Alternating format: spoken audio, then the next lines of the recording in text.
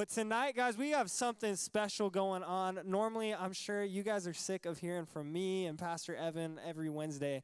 So tonight, we have the honor of hearing from one of your very own leaders tonight. She's going to share her testimony. And guys, I want you guys to just cheer for her like crazy. Can we give it up for Tara Hughey as she comes on up?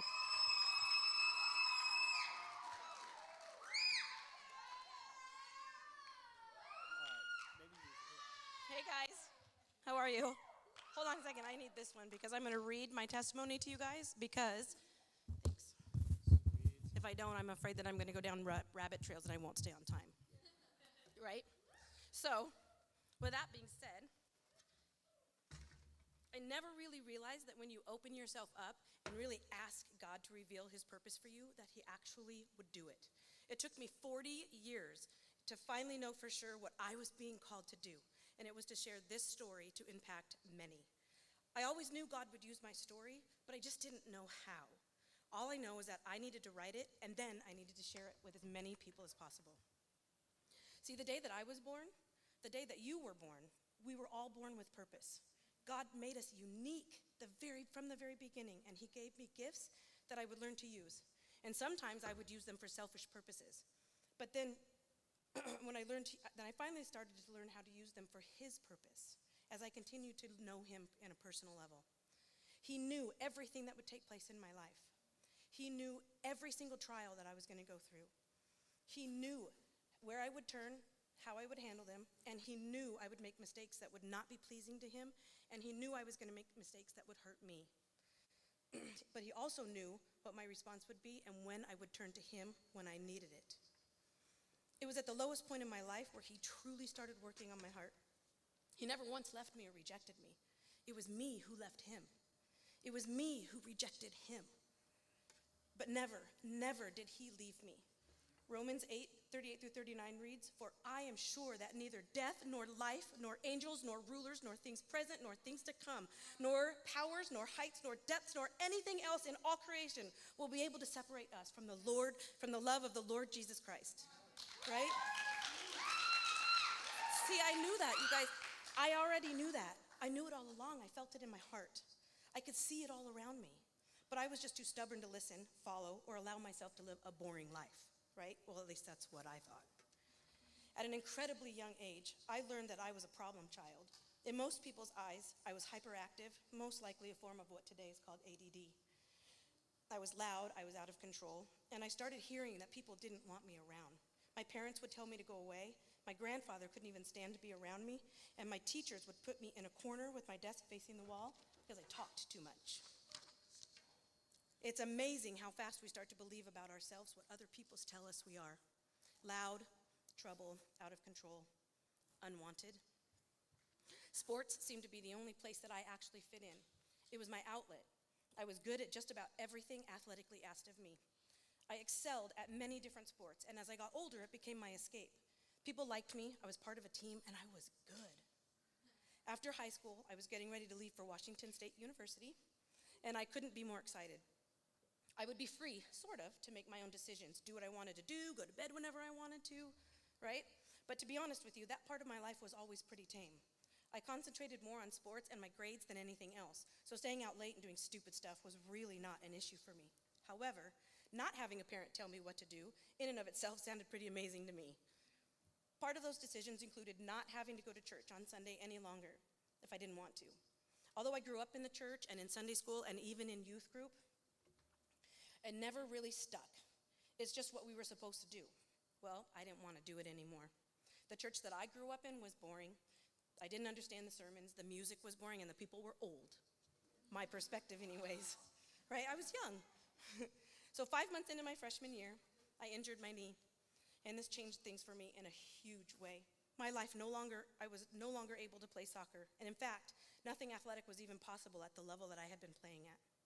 Everything I knew about who I was now seemed to be slipping away from me.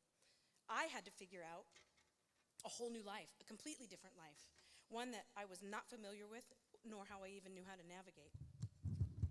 Sorry. I was scared, I was mad, I was anxious, I was angry, I was frustrated, I was sad, I was depressed, all at the same time. I had to figure out who I was going to be. and I was no longer going to be some star athlete. I had already taken away the idea of God, so when I needed him the most, I chose to push him away even further. What happened next would change my course, and I would make decisions that I am not proud of. But it helped me to create the person that I am today.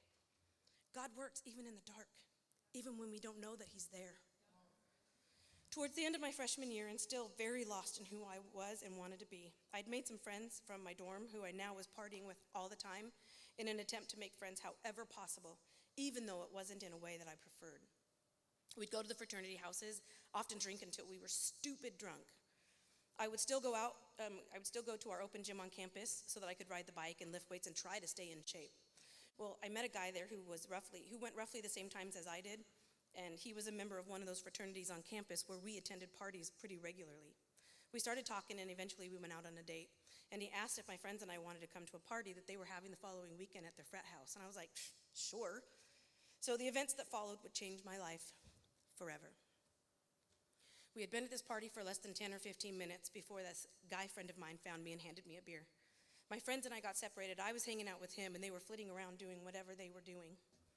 I hadn't even finished my first beer before I started feeling dizzy and uneasy, which seemed odd to me because I thought I had only had a few sips of this beer. I told him what was going on, and he had suggested that we go back to his room so I could chill for a bit. I agreed. Honestly, I don't even remember actually getting to the room. However, I very vividly remember what happened next. He picked me up and he laid me down on his bed, which was sort of like a bunk bed. There were walls on either side, and there was an octagonal window at the end enclosed in all three. And it was dark. I couldn't move my legs, and I couldn't move my arms, and I couldn't talk. I remember trying, and I couldn't make my mouth work. And then before I knew it, he was gone, and some strange guy was there that I didn't know. He started removing my shoes, and then he removed my pants, and then my top. Well, you get the picture. I could do nothing but scream for him to stop in my head because my mouth couldn't make any sounds, and my arms and my legs wouldn't work. Before I knew it, I was being sexually assaulted, and I was crying and screaming for help, but no sound was coming out. When he finished, it wasn't more than a minute before another strange guy came in, repeated what the previous guy had done, and left. This happened more times than I know, and I can still see some of the shattered faces to this day. At one point, I had been positioned where I could see a small part of the window, and I watched what I saw there broke me even more. There was a crowd outside that window watching what was going on. No one came in to stop it. No one came to save me. They just stood there, and they came in, and they just laughed, and they pointed, and they watched. The last person that came in the room was the friend of this guy. I knew him from the gym as well because he was this guy's lifting partner. And I thought that he was pretty cool from what I knew of him. And when he came in, he gently covered me with a blanket, and he whispered in my ear, "I'm so sorry." And then he left. If he was sorry, why didn't he stop it? And if God was real, why was this happening to me? After I don't know how many hours and finally able to move somewhat, I found my clothes and got them back on, and scared to death to leave for fear that he might see me, I opened the door, peeked out, found a door to the outside nearby, and made a run for it as fast as I could. After what felt like an eternity, I finally made it back to my dorm, and I grabbed some clean clothes, and I made it to the showers, and I just fell down, and I cried for what felt like hours.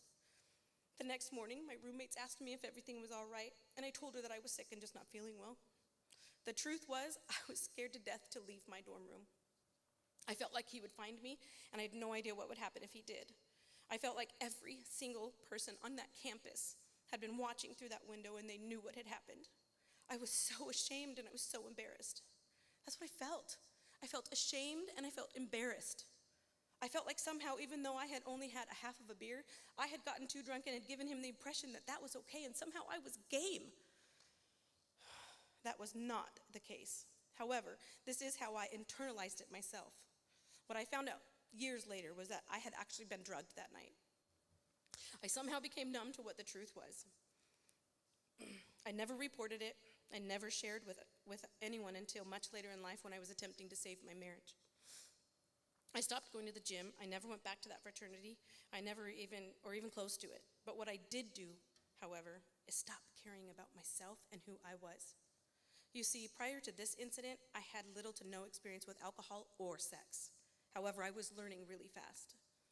I believed now that I was worthless. My choice had been taken away from me, and I no longer had any value. No one would ever want to love me. No one would ever want to marry me because now I'm dirty. No one would ever see me as anything other than someone who slept around and partied too hard. So I became who I believed everyone saw me to be. Unfortunately, the unhappy feel-good patterns that I had created in college after that rape did not change after I had graduated and went back home. See, one part of me that I do love the most is that I'm a compassionate person and I am a people pleaser. So one of the gifts that stands out the most to me that God gave me. Because of this, I naturally tried my hardest to make people proud. It was not until much later in life and after I started seeking God that my need for approval from others dwindled and my desire to please God grew. I started dating a guy that I had known for years once I got home, and we were together for about 5 years, and I thought I was completely in love and was going to be with him forever. He drank a lot, but then again, so did I at the time. What I didn't recognize is in the beginning was his abusive patterns that accompanied his drinking. Because of my desire to please him and the fact that I saw no worth in myself, I thought, am I doing something to cause his anger? And do I need to try harder to make him happy? I thought that. And the longer that I was in the relationship, the more of myself that I lost and the sadder I became. After 2.5 years of dating, I became pregnant. And I was scared to death. I was angry. I didn't know what to do. And he was angry because he didn't want another child. He didn't even take care of the one that he had. I did. I was terrified and I had no idea what to do, but was resolute on the fact that I was not ready to be a mom. How could somebody so screwed up be any kind of a parent to a baby? I was torn in two and ultimately made the decision that would destroy me for years. With lots of fighting and deliberating with him about what to do, I chose to end the pregnancy. I never recovered from that decision and our relationship never got better. It lasted another 2.5 years, but only got more abusive. So I finally ended it. I was depressed, I was disgusted with myself, and I hated who I was.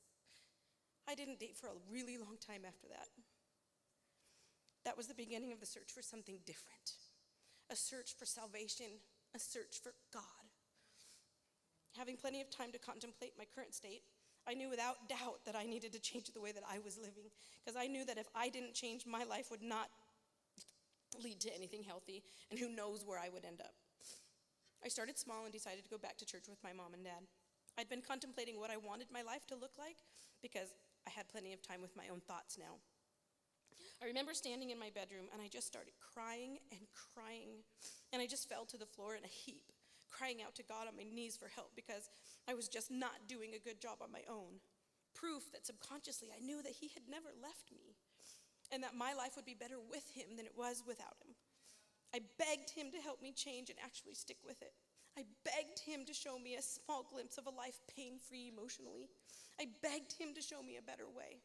And I begged him to show me who I really was, and I begged him for forgiveness for all of the choices that I had made. I had continued to pray for that same prayer night after night for lots of weeks. I was asked by the youth pastor at my parents' church if I would be interested in accompanying their youth to a conference in Seattle over the weekend in the near future. And I thought about it and I prayed, and I decided that if God was having him ask me, then he must want me there. So I said yes. I drove a van full of teenagers, my first experience with teenagers, and they were all on fire for God. We listened to normal music, we sang our hearts out, we were silly, and we had an awesome time. On that Saturday night, they had a huge dance party, and it was the first time in my life I knew God was with me, and that he had called me there. It was the first time that I had encountered him. He told me that I needed to pray for a very specific student in my group. I second-guessed it was actually from God because I had never heard a voice like that in my head before. But for some reason, I obeyed. Later that night, I found this young girl in her room alone, and I asked her if everything was okay, and she quietly said, yeah. I nervously asked her if I could pray for her, not having any idea what I was doing or how to even pray for her. She very sheepishly said yes, and I started to pray, not knowing what I was praying about, and she started to weep. I just kept praying and not knowing where my words were coming from. And when I finished, she was still crying, and she looked up at me and quietly told me, thank you so much. I needed that right now. She never did tell me what was going on, and I never did ask. I was way too nervous for fear that she might actually tell me, and then I would really have no idea what to do. But one thing I was sure of, God was giving me the words to pray, right? God was the one who gave me the words to pray over her and what to say. He was giving me a small glimpse into my future with him. That I was certain of. My life slowly started looking different, and I started liking who I was for the first time for as long as I can remember. You see, God showed up. He was beginning to transform my life. It was no more than 5 or 6 months later before I met my now husband, a man that I was sure I didn't deserve, but I was positive it was God blessing me. Our journey would not be easy. We were both broken, and blending two broken people together who didn't know how to surrender their circumstances fully to the Lord was bound to be a rough ride. After a few years of marriage, we decided it was time to start a family, and after 8 months of trying, we were pregnant. 3 months later, we found out that the baby had lost its heartbeat and was no longer with us. That broke me even more. Punishment for what I was certain the decision I had made 7 years prior. All I heard was an eye for an eye. You take mine, I take yours. And it wasn't Jesus I was hearing. Many years later, I was sitting in a church service on a Sunday listening to a message about forgiving ourselves and those that have done us wrong. This is when I physically felt Jesus' presence and I heard his voice again. This is when I physically felt him. My now 2-year-old son was playing down in the front of the church, and I was watching him, and once again I started weeping uncontrollably. How could I have possibly made that choice I made now that I understand how precious life was in my own son? Some of my friends, not knowing why I was crying, started praying over me, and I felt a warmth cover my whole body. And then I clearly heard the words, "I would never take your child in revenge. You are redeemed, and through Jesus, you are saved." And I knew that my life would be different from that point forward. What I didn't know was how hard it would be to forgive those boys for the damage that they caused to me so many years ago, and how difficult it would be to forgive myself. But that's exactly what God wanted me to do. So I prayed for those boys. I gave my fear, my anxiety, my self-hate, all of it to God. I laid it at his feet, and he took it away. He took it away. Today, I'm able to say that I am setting a strong example for my son and my daughter, and working with them both to seek God above all else and communicate in a healthy manner. To this day, both my husband and I keep God centered in our marriage, our lives, and our decisions. My life today looks much different, all because I chose God. Because I asked him to show me what my purpose is. You see, he chose me before I was born, but I needed to choose him. He had blessed me beyond measure, and I am so unworthy. I needed to surrender my current life to him before I could even see what he had in store for my future. We are all unworthy, all of us. We all have things that have happened to us, some that are horrific, or that we've made choices that we feel we'll never recover from.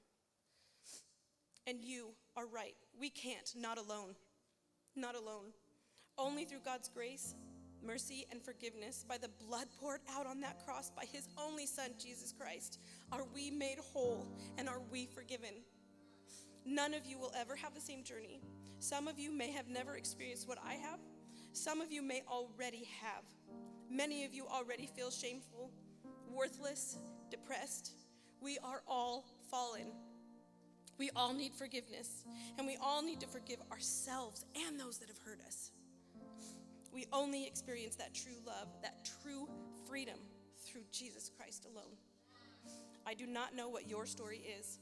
I can only share with you mine, in hopes that it brings you to a better understanding of how great our God is and how much he loves you.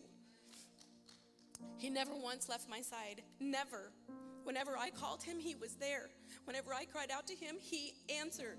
All I had to do was ask. We cannot live our full lives on our own. We were created to be in relationship with him from the beginning.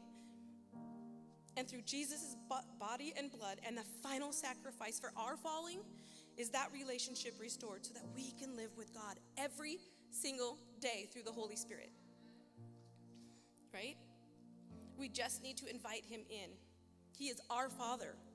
And if you look at him as the loving Father that he is, your lens will refocus. Some of you may have never experienced the love of an earthly father or an earthly mother. But I want you to know that the Father that I'm speaking about loves you 1,000,000 times more than any earthly mother or father ever could, ever. He knows every single thought, step, action, reaction, relationship, feeling, emotion, everything about you. And you are precious, precious in his eyes, no matter what, no matter what. I know now what my purpose is, and it is to love you guys enough to be willing to lay it all down, share my story, and hopefully help you to understand how much our God loves you. I'm going to close here in a minute with a song. It's really my fight song, and I hope you guys listen carefully. The song is about how the lies that we hear influence who we believe we are because of what we're told by others or experiences that we've had or decisions that we've made. But the chorus reminds us all that fear is a liar. Only in God can we be whole.